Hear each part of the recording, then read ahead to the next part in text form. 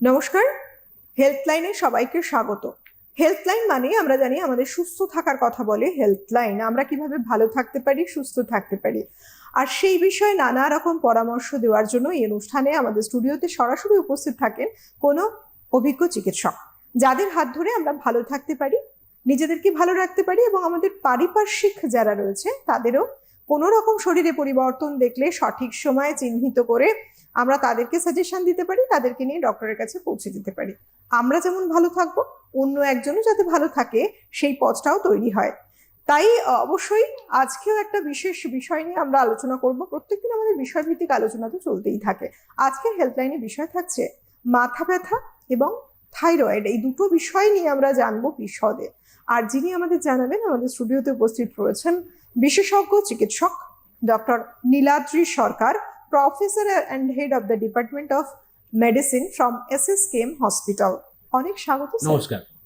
যতক্ষণ না মাথা ব্যথা হচ্ছে আমরা বুঝতে পারি না আমাদের সঙ্গে মাথা বলে একটা কিছু রয়েছে। এটা ভীষণ কমন একটা বিষয়। তো এই যে মাথা ব্যথা হয়, এক একজনের প্রচন্ড পরিমাণে মাথা ব্যথা হয়, কেউ কেউ আবার অভ্যেসজনিত কারণে রোজ দেখছে মাথা ব্যথা হচ্ছে, ঠিক আছে, হতেই পারে। কিন্তু মূলত কি কি কারণ রয়েছে এই মাথা ব্যথার পেছনে? মাথা ব্যথার মূল কারণ হচ্ছে যে ম্যাক্সিমাম মাথা ব্যথাই আমরা দেখি হয় মাইগ্রেন কিংবা টেনশন টাইপ হেডেক, এই দুটোই ম্যাক্সিমাম আমরা দেখি। এছাড়াও অন্যান্য অনেক কারণে মাথা ব্যথা হয়। এখন মাথা কি করে বুঝবেন যে এটা মাইগ্রেন, কি করে বুঝবেন যে এটা টেনশন টাইপ হেডেক? যদি দেখেন যে আপনার একটা দিকে ব্যথা করছে, মাথার একটা দিকে ব্যথা করছে, গা বমি বমি আসছে, এটা মাঝে মধ্যেই হচ্ছে, এটা একটু মেয়েদের বেশি হয়, এটা পিরিয়ডের সময় সময় হয়, তখন সন্দেহ করতে হবে হয়তো এটা মাইগ্রেন হচ্ছে। আর যদি দেখেন যে এটা ব্যান্ডের মতো এখানে কন্টিনিউয়াস এটা ব্যথা করে যাচ্ছে, এই যে ব্যান্ড লাইক সেন্সেশন হচ্ছে মাথার এখানটায়, অনেকক্ষণ ধরে থাকছে, কিছুতেই কমছে না, তাহলে মোস্ট লাইকলি এটা টেনশন টাইপ হেডেক। কিন্তু এই যে মাথা ব্যথা হচ্ছে, মানুষ কিছু ট্যাবলেট খেলেন এবং মনে করছেন যে কাউকে দিয়ে একটু মাথায় প্রেশার দিলে ভালো লাগছে, হ্যাঁ, রিলিফ পেয়ে গেলেন তৎক্ষণাৎ। কিন্তু এই সমস্যা লম্বা সময় ধরে অনেকের থাকে। তো সাধারণত যদি সঠিক সময়ে চিকিৎসা না করান, কি কি ধরনের সমস্যা হতে পারে? মাইগ্রেনের কিছু ওষুধ আছে, প্রোফাইলেকটিক্যালি আমরা সেগুলো দিই। সেইগুলো খেলে কি হয়, মাইগ্রেনের অ্যাটাকটা বারবার হয় না। সেই ওষুধগুলো খেতে হবে এবং কন্টিনিউ করতে হবে। তার সঙ্গে সঙ্গে কিছু লাইফস্টাইল মডিফিকেশন করতে হবে। দেখা গেছে বুদ্ধিস্ট মঙ্কদের মধ্যে মাইগ্রেন প্রায় হয় না বললেই চলে। যারা বেসিক্যালি মেডিটেশন করেন তাদের মধ্যে প্রায় মাইগ্রেন হয় না বললেই চলে। সেই ওষুধগুলো ঠিকমতো খেতে হবে। তা না হলে অনেক সময় কি হয়, মাইগ্রেন থেকে অনেক কমপ্লিকেশন, অনেক সময় হেমিপ্লেজিক মাইগ্রেন, ধরনের একটা প্যারালিসিস হয়ে গেল, হেমিপ্লেজিক মাইগ্রেন বা অপথলমোপ্লেজিক মাইগ্রেন, বিভিন্ন কমপ্লিকেশন মাইগ্রেনের ভ্যারাইটিস নিয়ে অনেক সময় প্রেজেন্ট করতে পারে।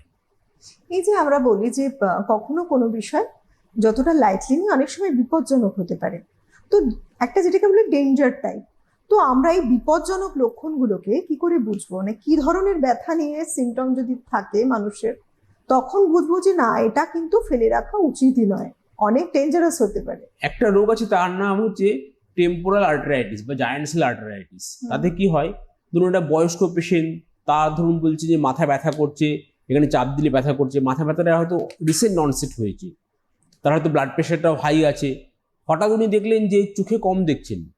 এই যে ভিজুয়াল ডিস্টারবেন্স, এরকম মাথা ব্যথা, এটা কিন্তু অনেক সময় ব্লাইন্ডনেসের কারণ হয়ে যেতে পারে। সেই জন্য এটা কিন্তু বেশি দেরি না করে তাড়াতাড়ি ডাক্তারকে দেখাতে হবে এবং তাড়াতাড়ি ওষুধপত্র শুরু করতে হবে। আবার অনেক সময় দেখবেন অনেকের হয়তো মাথা ব্যথা করছে, মাথা ব্যথাটা সকালবেলা হয়তো বেশি বাড়ছে, প্রজেক্টাইল ভমিটিং হচ্ছে, আস্তে আস্তে মাথা ব্যথাটা বাড়ছে, এটা হতে পারে, হয়তো ব্রেন টিউমার হতে পারে।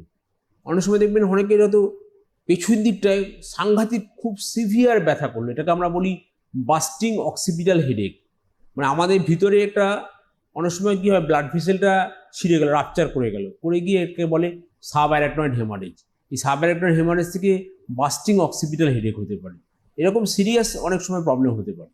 স্যার, এখন একটা সমস্যা রয়েছে যেটা হচ্ছে ব্রেন টিউমার। এটা মানুষের কাছে ভয়ের কারণ।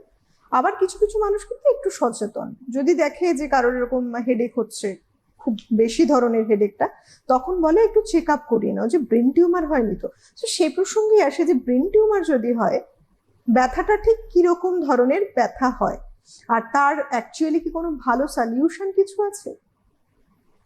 ব্রেন টিউমার হলে যদি দেখেন যে কারোর ব্যথাটা আস্তে আস্তে বেড়ে যাচ্ছে, সকালবেলা উঠলেই বমি হচ্ছে, একটুখানি মুভমেন্ট করলেই তার মাথা ব্যথা করছে, বা তার চোখে হয়তো ঝাপসা দেখছেন, হয়তো বা তার একটুখানি বিছানায় ইউরিন করে ফেলছেন, বা হয়তো ভুলে ভুলে যাচ্ছেন।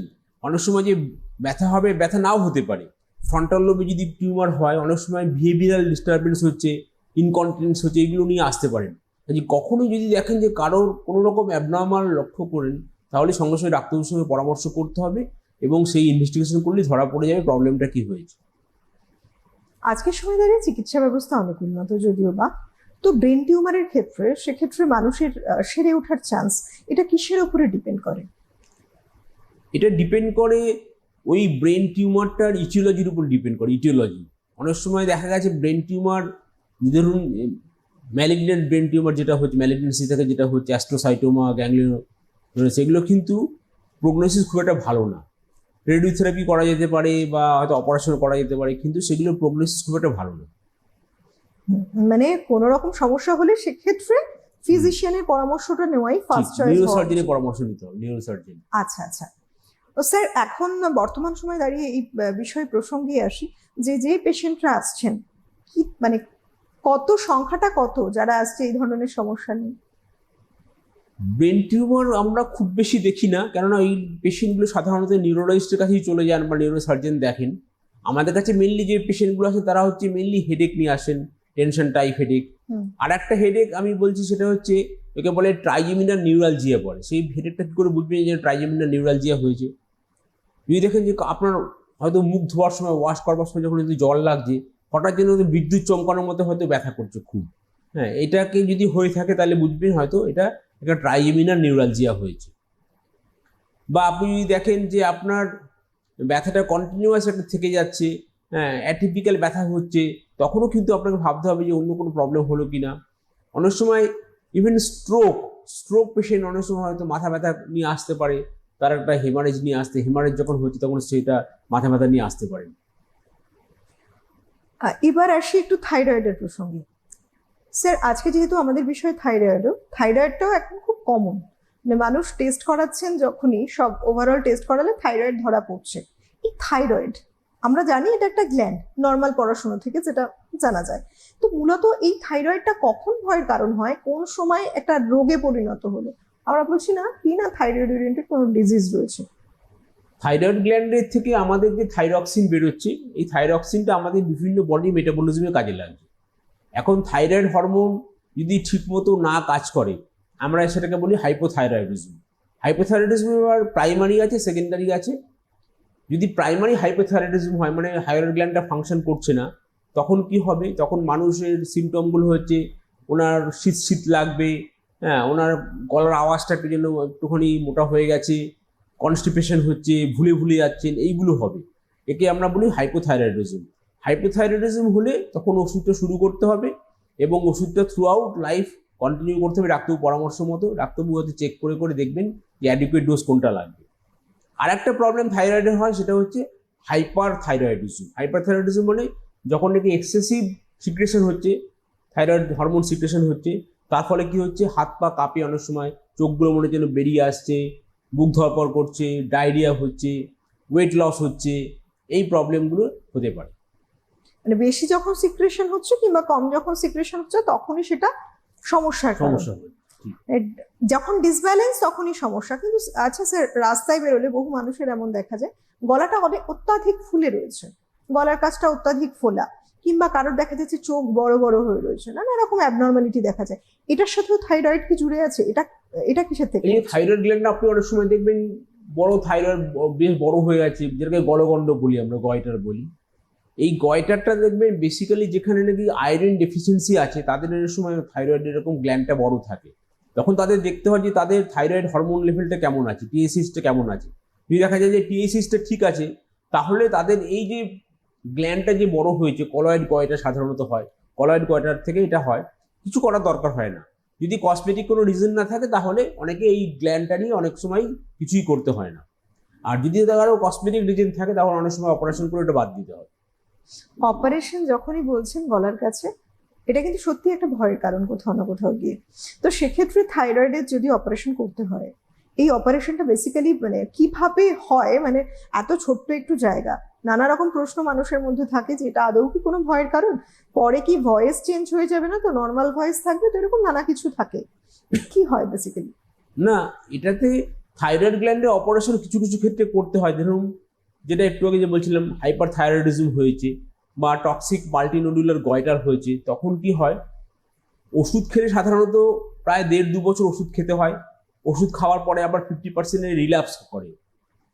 অনেক সময় যেটা যদি বয়স কম থাকে, যদি উইলিং হয়, তাহলে অপারেশন করে ওটা বাদ দিয়ে দেওয়া হয়, গ্ল্যান্ডটাকে বাদ দিয়ে দেওয়ার পরে through out life replacement, thyroxine replacement দেওয়া হয়। আর ধরুন কারণ এটা শুধুমাত্র গয়টার আছে, বড় গ্ল্যান্ডটা বড় হয়ে গেছে, বেশ অসুবিধা হচ্ছে, দেখতে হয়তো খারাপ লাগছে, তখন অপারেশন করে শুধু ওই গ্ল্যান্ডটা বাদ দিয়ে দেওয়া হয় এবং রিপ্লেসমেন্ট ওষুধটা খেয়ে যেতে হবে লাইফ লং, এটা করা হয়।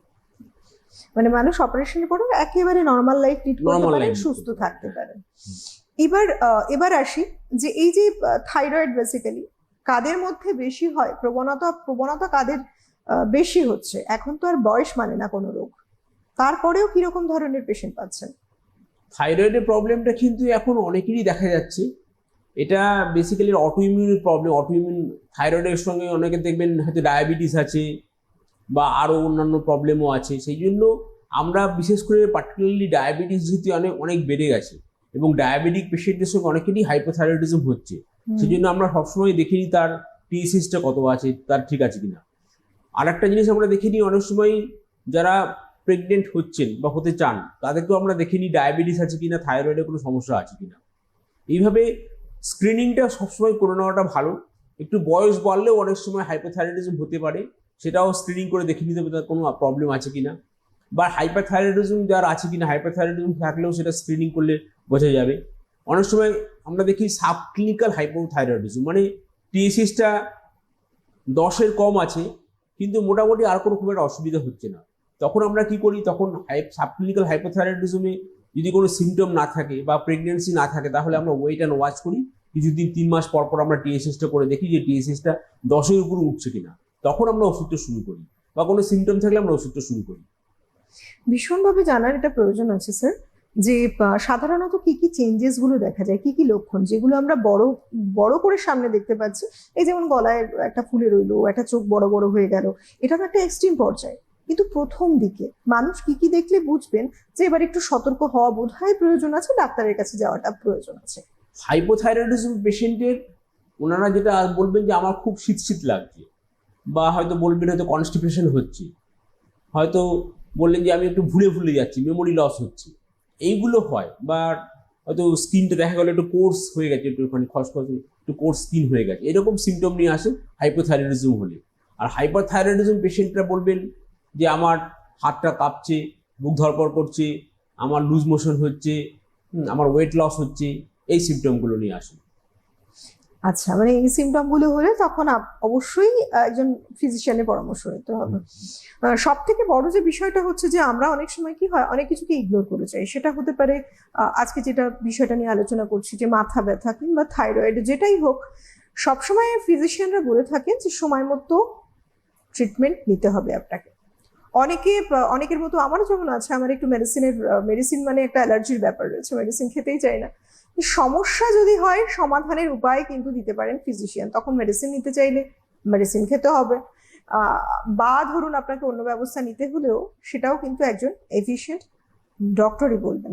তিনি পারেন আপনাকে আপনার সমস্যা থেকে বের করে আনতে বা আমাদেরকে সুস্থ রাখতে পারে। তারা রীতিমতো দায়িত্ব নিয়ে বসে আছেন, তাই সঠিক সময়ে প্রয়োজন ডক্টরের কাছে পৌঁছে যাওয়া। আর এমনই সব এফিশিয়েন্ট ডক্টররা রয়েছেন ডক্টর প্লাসে। তাই সুস্থ থাকতে চাইলে অবশ্যই চলে আসতেই হবে। বিরাটি মিনি বাস স্ট্যান্ড ঠিক তার অপোজিটে রয়েছে ডক্টর প্লাস। এখানে ডক্টর নীলাদ্রি সরকার, ডক্টর যিনি রয়েছেন এই মুহূর্তে আমাদের স্টুডিওতে চেম্বার করেন। স্যার ভুলবেন না, অ্যাড্রেসটা আরো একবার বলি, বিরাটি মিনি বাস স্ট্যান্ডের ঠিক অপোজিটে। বিরাটিতে একটাই মিনি বাস স্ট্যান্ড কিন্তু রয়েছে। স্যার আমরা আসি আবার থাইরয়েডের প্রসঙ্গে ছিলাম। এই যে আমরা বলছি হেডেক কিংবা থাইরয়েড, এই দুটোর সাথে লাইফস্টাইল কিভাবে জুড়ে আছে? কারণ আপনি সবসময় বলেন, একটু আগেও বলছিলেন যে মেডিটেশন করছে যারা, তাদের ক্ষেত্রে দেখতে পাচ্ছেন হেডেকটাও কিন্তু অনেক কম। থাইরয়েডেও ঠিক কি কি মেনটেন করা উচিত মানুষকে? থাইরয়েডের গ্ল্যান্ডের সমস্যা হলে তার ওয়েট বেড়ে যায় আস্তে আস্তে হাইপোথাইরয়েডিজমে, হাইপারথাইরয়েডিজম ওয়েট কমে যায়। হুম হুম একটা জিনিস মনে রাখতে হবে, হাইপোথাইরয়েডিজমকে নেগলেক্ট কখনই করবেন না, কেননা এটা থেকে একটা থাইরয়েড কোমা হয়ে যেতে পারে, আনকনসিয়াস হয়ে যেতে পারে, সেটা একটা মেডিকেল এমার্জেন্সি। আবার সেরকম হাইপারথাইরয়েডিজম থেকেও একটা থাইরয়েডক্সিক ক্রাইসিস হতে পারে, সেটাও একটা মেডিকেল এমার্জেন্সি। কাজে এই দুটো ব্যাপারটাই কিন্তু যদি খুব বেশি কমে যায় বা খুব বেশি বেড়ে যায়, সেটা কিন্তু এমার্জেন্সি এবং লাইফ থ্রেটনিং হতে পারে। এই প্রবলেমটা যাতে না হয় সেই জন্য মাঝে মধ্যে চেক করে দেখতে হবে, এবং রেগুলার যে হেলদি লাইফস্টাইল, যেটা আমি সবসময় বলে থাকি আপনাদেরকে, যে টাইম মতো খাওয়া দাওয়া করা, হাঁটাচলা করা, যোগ প্রাণায়াম করা, পজিটিভ চিন্তা করা, মাঝে মধ্যে স্ক্রিন করে দেখে নেওয়া থাইরয়েড টিএসএইচটা কত আছে, ব্লাড সুগার কত আছে, ব্লাড প্রেশারটা কত আছে, কোলেস্টেরল লেভেলটা কেমন আছে, লিভার ফাংশনটা কেমন আছে, এগুলো যদি ক্রিয়াটিনিনটা ঠিক আছে কিনা, এগুলো যদি সব ঠিকঠাক থাকে, দেখবেন আপনি বহু বছর আপনি ভালো থাকবেন, আপনার কোনো সমস্যা হবে না। কিন্তু এই এমার্জেন্সি যদি কখনো কখনো হয়, কারোর হয়, তাহলে সেটা কিন্তু লাইফ থ্রেটনিং হয়ে যেতে পারে। থাইরয়েড নিয়ে অনেকেই রয়েছেন যারা একদম রোগা হয়ে গেছে, কেউ আবার একেবারে মোটা হয়ে গেছে। কোন থাইরয়েডের প্রবলেম থাকে, কোনটা মানে হাইপো বা কোনটা হাইপার থাকলে মানুষের সাধারণত এই সিমটমটা দেখা যায়? হাইপোথাইরয়েডিজমে ওয়েট গেইন হয়, আস্তে আস্তে ওয়েট গেইন হয়। শুধু থাইরয়েডের প্রবলেম না, অনেক সময় কি হয়, থাইরয়েড থেকে হার্টে জল জমে যায়, পেরিকার্ডিয়াল এফিউশন হতে পারে, এবং তার অন্যান্য প্রবলেমও হতে পারে। সেই জন্য এই ওষুধটা ঠিকমতো খেতে হবে এবং তার চিকিৎসা ঠিকমতো করাতে হবে। পার্টিকুলারলি প্রেগনেন্সিতে দেখে নিতে হবে তার হাইপোথাইরয়েডিজম আছে কিনা, তার ওষুধ ঠিকমতো খেতে হবে। এটা যদি ঠিকমতো না চিকিৎসা করা হয়, তার বাচ্চার ক্ষেত্রেও কিন্তু প্রবলেম হতে পারে, বাচ্চারও একটা হাইপোথাইরয়েডিজম নিয়ে জন্মগ্রহণ করতে পারে। কি করে বুঝবেন যে বাচ্চার হয়েছে? যদি দেখেন যে বাচ্চার একটা ডেলিভারি হলো, সেই বাচ্চারা হয়তো ঠিকমতো কাঁদছে না, তার ঠিকমতো স্টুল মেকোনিয়াম পাস করছে না, তার এই যে ল্যানিগো হেয়ার্স বলি আমরা যেটাকে বলি, সেটা পারসিস্ট করছে, ফিজিওলজিক্যাল জন্ডিসটা প্রলঙ্গেশন হচ্ছে, তখনই সন্দেহ করতে হবে এটা নিশ্চয়ই একটা নিউনেটাল হাইপোথাইরয়েডিজম হয়েছে। তার যদি ঠিকমতো চিকিৎসা না করা হয়, যদি ডায়াগনোসিস ঠিকমতো না করা হয়, তাহলে পরবর্তীকালে বাচ্চাদের ক্রিটিন হয়ে যাবে এবং সেটা লাইফ লং তার একটা প্রবলেম হয়ে যাবে। আর যদি এমন হয় স্যার যে একটি মানুষ দীর্ঘদিন ধরে থাইরয়েড নিয়ে ভুগছেন, কিন্তু হয়তো প্রথম দিকে তিনি খেয়ালই করলেন না, অতটা গুরুত্ব দিলেন না, পরবর্তী সময় থাইরয়েডটা কি এতটা ডেঞ্জারাস পরিমাণে হতে পারে যে তার একটা লাইফ থ্রেটনিং পর্যন্ত হয়? হ্যাঁ, লাইফ থ্রেটনিং হতে পারে। হাইপোথাইরয়েড থেকে হাইপোথাইরয়েড কোমা হতে পারে। হাইপোথাইরয়েড কোমা নিয়ে অনেক পেশেন্ট আমরা দেখেছি ভর্তি হয়েছে, তারা হয়তো ঠিকমতো ওষুধ খাননি বা ওষুধ খেতে খেতে বন্ধ করে দিয়েছেন, বুঝতে পারেননি। যেরকম অনেকে সুগার প্রেশার ওষুধ বন্ধ করে দেন, সেরকম থাইরয়েড ওষুধ বন্ধ করে দিচ্ছেন। কাজে আপনি নিজে থেকে কখনোই কোনো ওষুধ শুরুও করবেন না, বন্ধও করবেন না, ডাক্তারবাবু যেভাবে বলবে সেটা ফলো করবেন। থাইরয়েড যদি বেশি হয়, যেটাকে আমরা বলছি হাইপার থাইরয়েডিজম, সেক্ষেত্রে ম্যানেজমেন্ট কি আছে? সেক্ষেত্রে আমরা যেটা করি, আমরা প্রোপ্রানোল দিই, ট্যাবলেট দিই, আমরা নিওমার্কাজল একটা ওষুধ দিই, সেই ওষুধটা কন্টিনিউ করতে হবে। এবং আমরা 6 সপ্তাহ পর পর আমরা দেখি, চেক করে দেখি তার T3 T4 TSH কেমন আছে, এবং এটা মোটামুটি বছর দেড়েক ওষুধটা কন্টিনিউ করতে হয়। তারপরে আস্তে আস্তে আমরা ওটা কমিয়ে আনি এবং আমরা দেখে দেখে সেটা ঠিক করি। যদি দেখা যায় যে পেশেন্ট যে না অতদিন ওষুধ খেতে পারবেন না বা উনি চাইছেন না বা অল্প বয়স, তখন সার্জনের কাছে পাঠাই, সার্জনের অপারেশন করে দিয়ে এবং রিপ্লেসমেন্ট ওষুধ দেওয়া হয় তারপরে। আর যদি হাইপোথাইরয়েডিজম হয়, সেক্ষেত্রে ম্যানেজমেন্ট? হাইপোথাইরয়েডিজমে আমরা লিভোথাইরক্সিন দিই। লিভোথাইরক্সিন বয়স্ক মানুষ হলে আমরা অল্প করে শুরু করি, 25 মাইক্রোগ্রাম করে শুরু করি, আস্তে আস্তে বাড়াই, 4 সপ্তাহ পর পর 6 সপ্তাহ পর পর দেখে দেখে বাড়াই। আর যদি অল্প বয়স হয়, তাহলে আমরা একটু বেশি ডোজে শুরু করি এবং ম্যাক্সিমাম ডোজটা তাকে দেওয়া হয়, যাতে নাকি তার কোনো প্রবলেম না হয়। এবং বয়স্ক মানুষ হলে তাদেরকে মিনিমাম ডোজ যেটা না দিলেই নয়, সেটা আমরা দিই। কেননা অনেক সময় সেখান থেকে বেশি ডোজ হয়ে গেলে একটা ইসকেমিক হার্ট ডিজিজের প্রবলেম হতে পারে, বা অস্টিওপোরোসিস হতে পারে, বোন প্রবলেম হতে পারে, অ্যারিথমিয়া হতে পারে, এই প্রবলেমগুলো হতে পারে। মানে থাইরয়েড থেকে শুরু করে ওই যে যে প্রবলেমগুলো বললেন, এগুলো পর্যন্ত হতে পারে। আচ্ছা, তো স্যার এই যে আমাদের আমরা এই যে আলোচনা করছি, আমাদের এই আলোচ্য বিষয়, তার মধ্যে একটা ভীষণ গুরুত্বপূর্ণ বিষয় হচ্ছে ফুড পার্ট, খাবার। বেসিক্যালি দেখা যায় থাইরয়েডে কিন্তু অনেক রকম রেস্ট্রিকশনস ডক্টররা বলে থাকেন, অনেক রকম গাইডলাইন দিয়ে থাকেন। তো সেক্ষেত্রে কি কি থাকে বেসিক্যালি, যে কোনগুলো খাবেনই না মানুষ একেবারে? যার হাইপোথাইরয়েডিজম হয়েছে, যিনি ওষুধ খাচ্ছেন থাইরয়েডের জন্য, লিভোথাইরক্সিন খাচ্ছেন, তাকে আমরা বলি আপনি সবই খেতে পারবেন, কোনো বারণ কিচ্ছু নেই। ওষুধটা ঠিকমতো খাবেন, খালি পেটে খাবেন এবং সব কিছুই খেতে পারবেন, কোনো বারণ নেই। আচ্ছা, আমাদের বর্তমানে মানুষ সচেতন, তারপরেও কিছু কিছু ভুল পদক্ষেপ নিয়ে নেন। তো সেক্ষেত্রে বোধহয় আমার মনে হয় আজকের সময় দাঁড়িয়ে এটা খুব জানা প্রয়োজন রয়েছে যে লাইফস্টাইল যদি আমরা বলি, একজন থাইরয়েডের পেশেন্ট প্রথমত জানতে চাইছি যে প্রত্যেকটা সময়ে আমরা যেটা ভাবি যে একবার মেডিসিনটা স্টার্ট করলো সারা জীবন কি খেয়ে যেতে হবে, আদৌ কি সারা জীবন খেয়ে যেতে হয় থাইরয়েড ধরা পড়ার পর হ্যাঁ, মেডিসিন? হাইপোথাইরয়েডিজম ধরা পড়লে তাকে মোটামুটি সারা জীবনই ওষুধ খেতে হবে, হয়তো ডোজটা বাড়বে কমবে, হ্যাঁ সেই অনুযায়ী ব্যবস্থা করতে হবে, কিন্তু ওষুধটা নিজে থেকে আপনি বন্ধ করতে পারবেন না। আর যদি ডাক্তারবাবু মনে করে যে না আপনার মোটামুটি হয়তো ডোজটা একটু বেশি হচ্ছে, তো ডোজটা থাইরয়েড ওষুধটা একটু কমিয়ে দেবেন, কিন্তু সেটা চেক আপে থাকতে হবে। যদি বন্ধও করতে সেটা ডাক্তারবাবু করবেন এবং ডাক্তারবাবু পরামর্শ মতো আপনি থাকবেন, তা না হলে আপনি নিজে থেকে কখনো বন্ধ করবেন না।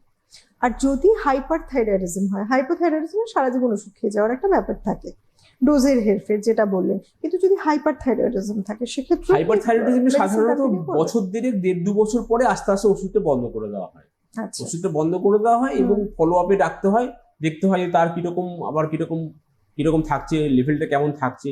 অনেক সময় হাইপারথাইরয়েডিজম চিকিৎসা করতে করতে তার হাইপোথাইরয়েডিজম হয়ে যায়, তখন তাকে আবার রিপ্লেসমেন্ট থাইরক্সিন দিতে হয়, দুটো ওষুধই একসঙ্গে চলে অনেক সময়।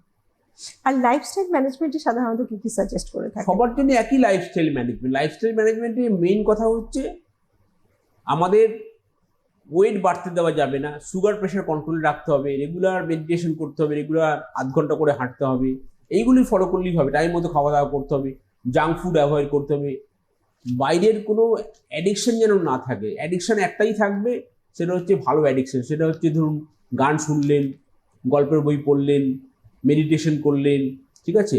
আর মানুষকে ইন্টেন্সলি প্রে করুন সকলের জন্য। এখন সারা পৃথিবী এখন একটা টালমাটাল অবস্থার মধ্যে দিয়ে যাচ্ছে, আমরা সবাই যদি ইন্টেন্সলি প্রে করি তাহলে যদি ওয়ার্ল্ড পিসটা যদি আমরা ইয়ে করতে পারি, সেটা আমাদেরকে মনে করতে হবে যে অ্যাজ ইফ আমি যেন ওই বডির মধ্যে আছি, আমি সাফারিং হচ্ছে আমার মধ্যে। দেখুন আপনারা নিশ্চয়ই দেখেছেন যে এই যে বিভিন্ন জায়গায় যে সারা পৃথিবীতে যেরকম মানুষ, কত মানুষ মারা যাচ্ছেন, কত মানুষ খেতে পাচ্ছেন না, তাদের কত কষ্ট, সেটার জন্য ফিল করতে হবে এবং তাদের জন্য ইন্টেন্সলি প্রে করতে হবে।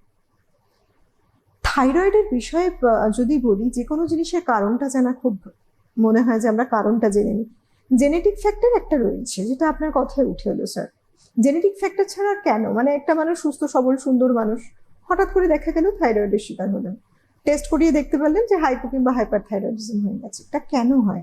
হয় কি, একটা auto immune disease. Auto immune disease মানে কি, আমাদের বডির এগেনস্ট একটা অ্যান্টিবডি তৈরি হচ্ছে, তার ফলে কি হচ্ছে আস্তে আস্তে থাইরয়েডটা নষ্ট হয়ে যাচ্ছে, মানে ঠিকমতো কাজ করছে না, থাইরয়েড ফাংশনটা ঠিকমতো করছে না। আবার আরেকটা প্রবলেম হয় থাইরয়েডাইটিস।